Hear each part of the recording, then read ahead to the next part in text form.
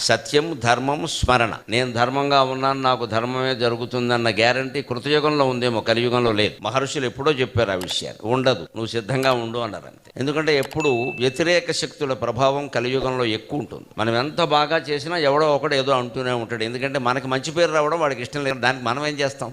వాడి కోసం ఇప్పుడు కావాలని చెడ్డ పేరు తెచ్చుకోలేము, వాడి కోసం చేసే పని మానేయలేము. చీరలు పెట్టెలో పెట్టుకుని ఉంటారు. చిమ్మట అని ఓ పురుగు ఉంటుంది, బట్టలు కొట్టే పురుగు. పెట్టెలో పెట్టిన చీరలు దానికి ఏం అపకారం చేసాయి? వాటిని దారిని ఉన్నాయి. కానీ ఈ చిమ్మట ఊరికే వచ్చి ఆ పెట్టెను దొలిచి ఆ చీరలను కూడా కొట్టేస్తుంది. తన దారిని తాను సజ్జనుడు ఉన్నా సరే కొంతమందికి అది నచ్చదు.